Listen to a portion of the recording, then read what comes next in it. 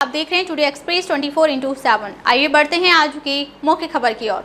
उत्तर प्रदेश की कानून व्यवस्था को लेकर मुख्यमंत्री योगी आदित्यनाथ ने बड़ी बैठक की। डीजीपी राजीव कृष्ण, प्रमुख सचिव गृह संजय प्रसाद, एसीएस मुख्यमंत्री एसपी गोयल बैठक में मौजूद रहे। यूपी एसटीएफ चीफ और एडीजी कानून व्यवस्था अमिताभ यश, यूपीसीएल चेयरमैन आशीष गोयल, कृषि उत्पादन आयुक्त दीपक कुमार भी बैठक में मौजूद रहे।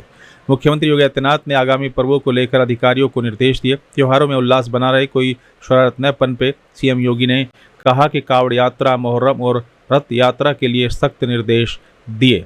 भड़काऊ नारे, हथियार प्रदर्शन कतई बर्दाश्त नहीं किए जाएंगे। सीएम योगी ने हिदायत देते हुए कहा, कौशाम्बी टावर एक घटनाओं पर जातीय संघर्ष फैलाने की साजिश हो रही है। अराजक तत्वों को बेनकाब करने के निर्देश दिए। कावड़ यात्रा मार्ग पर खुले में मांस की बिक्री नहीं होगी। मोहर्रम जुलूसों में सुरक्षा और संवाद प्राथमिकता के तौर पर लिया जाएगा। यानी सर्वोपरि कार्यप्रणाली में सुधार लाने के भी सीएम योगी ने निर्देश दिए। नमस्कार, मैं अंजना और आप देख रहे हैं टुडे एक्सप्रेस 24/7। आइए बढ़ते हैं आज की मुख्य खबर की ओर। उत्तर प्रदेश की राजधानी लखनऊ में मंडलायुक्त डॉक्टर रोशन जैकब ने स्मार्ट सिटी द्वारा निर्मित कराए जा रहे प्राथमिक स्मार्ट स्कूलों का औचक निरीक्षण किया। निरीक्षण के दौरान प्राथमिक विद्यालय के सामने कूड़ा डंप मिलने पर जेडएसओ पंकज शुक्ला के खिलाफ तत्काल आरोप पत्र जारी करने के निर्देश दिए। मंडलायुक्त डॉक्टर रोशन जैकब ने स्मार्ट सिटी द्वारा निर्मित कराए जा रहे प्राथमिक स्मार्ट स्कूलों का जायजा लेने के उद्देश्य से निकले फील्ड पर सबसे पहले उन्होंने प्राथमिक विद्यालय कामता प्रथम में स्मार्ट सिटी द्वारा कराए गए कार्यों का जायजा लिया। संबंधित अधिकारी द्वारा अवगत कराया गया कि कार्यदायी संस्था यूपी राज्य के निर्माण निगम और रूरल इंजीनियरिंग डिपार्टमेंट द्वारा प्राथमिक विद्यालय में फर्नीचर, टाइल्स, किचन शेड, शौचालय, बाउंड्री वॉल, प्लास्टर, पेंटिंग और इंटरलॉकिंग का काम कराया जा रहा है। नमस्कार, मैं अंजना और आप देख रहे हैं टुडे एक्सप्रेस 24/7। आइए बढ़ते हैं आज की मुख्य खबर की ओर। उत्तर प्रदेश के बाराबंकी में एसपी अर्पित विजय वर्गीय के निर्देशन में अपर पुलिस अधीक्षक दक्षिणी रितेश कुमार सिंह ने बताया कि थाना प्रभारी राम सैनी घाट बाराबंकी पुलिस टीम द्वारा एक शातिर ऑटो लिफ्टर को गिरफ्तार किया गया। उसकी निशानदेही से चोरी की 9 अदद मोटरसाइकिलें बरामद की गई। जनपद बाराबंकी अंतर्गत पुलिस अधीक्षक महोदय द्वारा अपराध एवं अपराधियों के विरुद्ध चलाए जा रहे अभियान के अंतर्गत थाना राम सैनी घाट द्वारा एक शातिर वाहन चोर को गिरफ्तार किया गया है तथा उसके कब्जे से 9 अदद वाहन बाइक बरामद हुए हैं। जो अभियुक्त है मुकेश जायसवाल पुत्र शिवशंकर जायसवाल, निवासी ग्राम देवीगंज, थाना कसंदरा, जनपद बाराबंकी का रहने वाला है। इसमें 2 बाइक जो है राम सैनी घाट में पूर्व मुकदमे पंजीकृत हुए थे, उससे संबंधित है। शेष के संबंध में गहनता से जांच की जा रही है। सर, इसके संबंध में और गहनता से जांच की जा रही है। आसपास के थानों से, जनपदों से भी जानकारी की जा रही है कि अन्य वाहन किन किन स्थानों से इसने चुराए हैं, तो इस पर गहनता से जाँच की जाए। सर, ये जो मोटरसाइकिल चुराई किसको बेचता था, क्या उन लोग के खिलाफ भी कोई? ये सारे पक्षों पे अभी हमारी टीम जो है इस पर काम कर रही है और इसमें सारे पक्ष समाहित किए जाएंगे। क्या ये अकेला चोरी कर रहा था, इसके साथ भी कोई?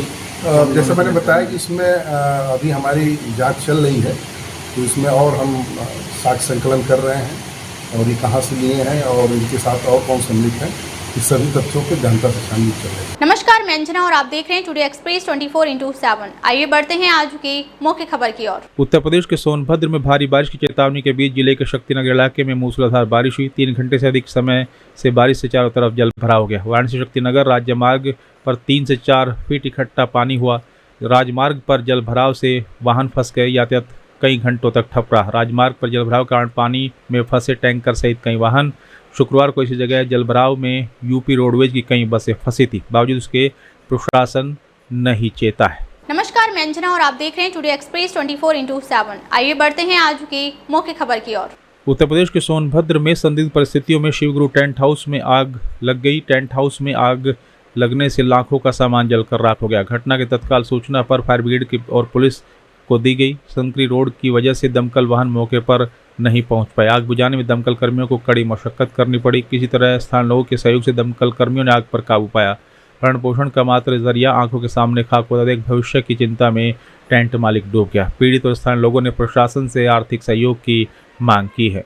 नमस्कार, मैं अंजना और आप देख रहे हैं टुडे एक्सप्रेस 24/7। आइए बढ़ते हैं आज की मुख्य खबर की ओर। उत्तर प्रदेश के प्रयागराज के नैनी थाना क्षेत्र के चौराहे पर सुबह एक दर्दनाक हादसे में चित्रकूट करवी के सरकारी स्कूल में टीचर प्रयागराज नैनी एडीए के निवासी कृष्ण बिहारी मिश्रा, जिसकी 50 साल की उम्र है, उनकी माता उषा देवी 75 वर्ष की उम्र में ट्रक की चपेट में आने से मौत हो गई। सुबह सवेरे वो माताजी का इलाज कराने के लिए लखनऊ एम्स जा रहे थे। इसी दौरान पीछे से आ रहे ट्रक ने जोरदार टक्कर मार दी, जिससे उनकी मौत हो गई। नमस्कार, मैं अंजना और आप देख रहे हैं टुडे एक्सप्रेस 24/7। आइए बढ़ते हैं आज की मुख्य खबर की ओर। उत्तर प्रदेश के प्रयागराज में राज्य आपदा प्रबंधन की ओर से गंगा और यमुना नदियों के बढ़ते जलस्तर को देखते हुए आपदा प्रबंधन के समय किस प्रकार से लोगों को बचाया जाए, इस विषय पर एक नौकरी का आयोजन किया गया। मॉडल को दौरान उत्तर प्रदेश राजस्व विभाग, पुलिस, स्वास्थ्य विभाग, एनसीसी, सिविल डिफेंस और एनडीआरएफ की टीम द्वारा संयुक्त रूप से भाग लिया गया। कार्यक्रम के दौरान किस प्रकार से डूबे हुए गांव से लोगों को सुरक्षित निकाला जाना, डूबते हुए लोगों को बचाव, उनका प्राथमिक चिकित्सा और इलाज किस प्रकार किया जाए, इस विषय पर विस्तृत रूप से कार्यक्रम प्रस्तुत किया गया।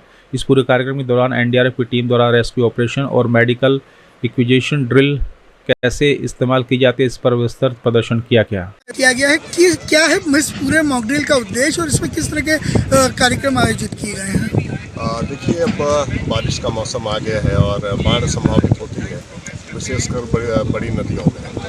आज का ये मॉक ड्रिल बाढ़ के समय की स्थिति, बाढ़ की परिस्थिति में अगर कोई संकट आती है तो उससे बचाव किस प्रकार से हो, उसकी क्या तैयारी होनी चाहिए, क्या ट्रेनिंग होनी चाहिए, इन सब पर सर कौन से विभाग इसमें सम्मिलित हुए हैं और इसका किस तरीके से कोऑर्डिनेशन आवश्यकता पड़ने पर होगा। देखिए, इस वक्त आप देख सकते हैं राजस्व विभाग, पुलिस विभाग, एनडीआरएफ की टीम है, सप्लाई, खंड विकास, चिकित्सा, तमाम विभाग यहाँ पर उपस्थित है। एक समिति बनी हुई है जिसमें कि किसी भी उत्पन्न होती है तो तत्काल समन्वय होगा और हर कोई अपनी भूमिका निभाएगा। सर परिचय मैं एसडीएम करछन।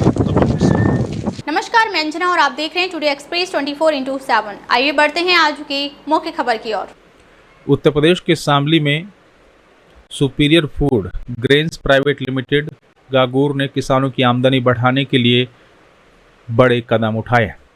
ऊना ब्लॉक क्षेत्र के गांव डिंडाली में नरेश चौधरी के आवास पर गगोर में बुधवार को गन्ना किसानों के लिए विशेष गोष्ठी का आयोजन किया गया, जिसमें किसानों को गन्ना फसल में आ रही चुनौतियों और उनके समाधान के वैज्ञानिक उपायों की जानकारी दी गई। ऊन शुगर मिल से आए अधिकारियों ने किसानों को जागरूक करते हुए खेती में आधुनिक तकनीकों को अपनाने की अपील की। गोष्ठी में मिल के मार्केटिंग हेड सत्येंद्र सिंह, धर्मेंद्र राठी, वरिष्ठ प्रबंधक गन्ना और कृषि वैज्ञानिक डॉक्टर विकास मलिक ने किसानों को विभिन्न बिंदुओं पर जानकारी दी, खासकर ट्राइकोडर्मा के उपयोग, गन्ने की मिट्टी चढ़ाई के लाभ, लाल सड़न की पहचान और रोकथाम, टॉप बोरर रोग की पहचान, बचाव और जंगली जानवरों के प्रति सुरक्षा उपायों पर विस्तार से जानकारी दी गई। डॉक्टर विकास मलिक ने बताया कि ट्राइकोडर्मा एक जैविक कवकनाशी है जो गन्ने की जड़ों को सड़ने से बचाता है। यह मिट्टी में मौजूद हानिकारक फफूंद को खत्म कर लाभकारी सूक्ष्म जीवों को बढ़ावा देता है। किसानों को सलाह दी है कि वे बीज उपचार के रूप में ट्राइकोडर्मा का प्रयोग करें और खेत की मिट्टी में भी मिलाएं। मिल अधिकारी सत्येंद्र सिंह ने बताया कि इस कीट से बचाव के निर्धारित समय पर कोलेंट्रोनिल प्रोल या अन्य अनुशूसित कीटनाशकों का छिड़काव करें, खेतों का नियमित प्रशिक्षण निरीक्षण करें।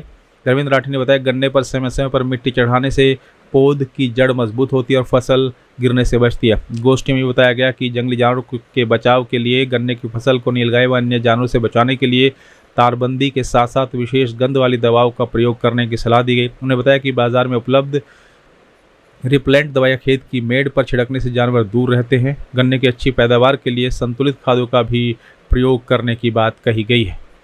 खेत की मिट्टी जांच कराकर उसी के अनुसार नाइट्रोजन, फास्फोरस, पोटास और सल्फर की मात्रा दें। गोष्ठी में डिडाली में चौधरी सम्राट सिंह, नरेश चौधरी, राहुल, सौरभ, रोमिल समेत काफ़ी संख्या में किसान मौजूद रहे।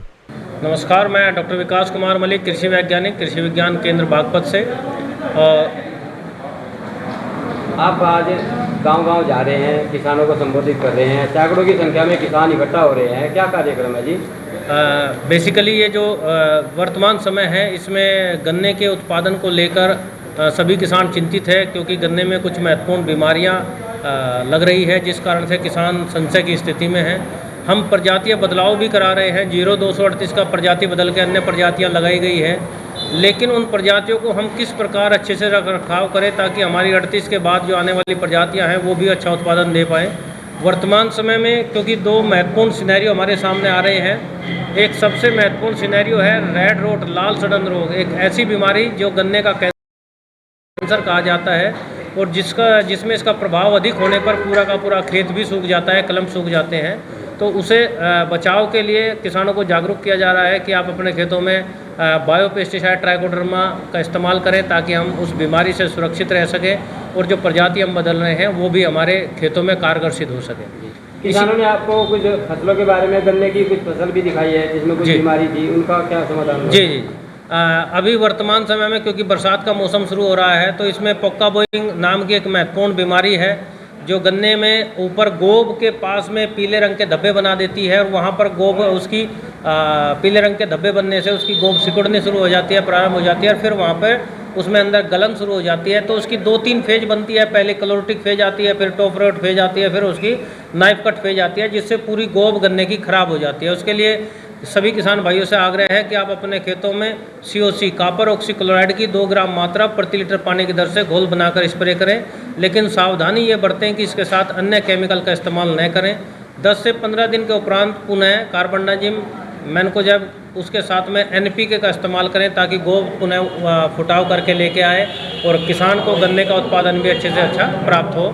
और सबसे महत्वपूर्ण बात किसान भाइयों के लिए ये है कि इस समय ये बीमारी हमारे खेतों में बरसात के मौसम में अधिक फैलती है, तो सभी किसान भाई अपने खेतों का लगातार निरीक्षण करते रहें और इस बीमारी के लक्षण प्रकट होते ही तुरंत अपने खेतों में COC का कॉपर ऑक्सीक्लोराइड का इस्तेमाल अवश्य कर दें, जिससे उनके खेत सुरक्षित रहें। गांव-गांव जा रहे हैं, कैसे रेस्पॉन्स मिल रहा है किसानों का आपको? बिल्कुल बहुत अच्छा रेस्पॉन्स है, किसानों में जागरूकता आ रही है, किसानों की जिज्ञासाएं हैं, जो उनके खेतों में समस्याएं हैं उनके निस्तारण के लिए वो किसान जिज्ञासा के साथ में अपने प्रश्न पूछ रहे हैं और वास्तव में ये एक बड़ा ही अनुकूल समय है। इस समय यदि किसान भाइयों से फेस टू फेस वार्ता होगी तो निश्चित तौर पर उन्हें कीड़े बीमारियों से भविष्य में, क्योंकि इस समय के उपरांत स्प्रे हो पाना गन्ने की फसल में मुश्किल हो जाता है, तो यदि सही समय पर हम सही दवाई का सही स्प्रे कर देते हैं तो निश्चित तौर पर हमारा गन्ना आगे की फसल बहुत ही सुरक्षित और अच्छी उत्पादन प्राप्त होगा। कुछ दवाइयों के बारे में भी जानकारी दी है आप लोगों ने? जी, दवाइयों का सबसे महत्वपूर्ण यही है कि जो हमारी दवाइयां हैं, जैसे हमने बीमारियों के नाम बताए, रेड रोट है, आपका पोक्का बोइंग है, स्मट है जिसमें गोब काली हो जाती है, उसमें काला चून सा बन जाता है, उसके लिए जो ऑप्टिमम दवाई है, जो उसके लिए रिकमेंडेड दवाई है, उन्हीं का इस्तेमाल करें। मुख्य रूप से जैसे मैंने आपको बताया कि पोक्का बोइंग हमारे वेस्टर्न यूपी में काफ़ी प्रभावित करता है, इसके लिए आप COC कॉपर ऑक्सीक्लोराइड का इस्तेमाल करें। स्मट है, आप उसके लिए उस पौधे को उखाड़ कर ज़मीन स्तर से काट कर पन्नी से ढककर और तब उसके बाद खेत से बाहर निकाल दें और उसके बाद प्रोपिकोनाजोल नाम की दवाई आती है, 2 ml पर लीटर पानी की दर से उसका घोल बनाकर स्प्रे कर दें, तो आगे वो बीमारी नहीं फैलेगी और हमारा गन्ने का उत्पादन भी हमें बहुत अच्छा प्राप्त होगा। इस प्रकार कौन सा केमिकल किस दवाई किस बीमारी के लिए अनुकूल है, किस बीमारी के लिए रिकमेंडेड है, उसी का ही हमारे किसान भाई इस्तेमाल करें। निश्चित तौर पर उनको कम लागत में अधिक लाभ प्राप्त होगा। नमस्कार, मैं अंजना और आप देख रहे हैं टुडे एक्सप्रेस 24/7। आइए बढ़ते हैं आज की मुख्य खबर की ओर। उत्तर प्रदेश के मुरादाबाद में ट्रैफिक ड्यूटी पर तैनात होमगार्ड ने नशीले पदार्थ का सेवन किया। नशे की हालत में सड़क पर गिरता दिखा होमगार्ड, साथ ही होमगार्ड ने पानी डालकर होश में लाने की कोशिश की। राहगीरों ने वीडियो बनाकर सोशल मीडिया पर वायरल कर दिया। मामला भगतपुर थाना क्षेत्र के डूंगरपुर चौराहे के पास का बताया जा रहा है। के लिए हो, हम संभालेंगे तुम्हें जनता संभालेगी, तुम जनता ये हाल है इन्हें, जनता संभाल रही है इन्हें।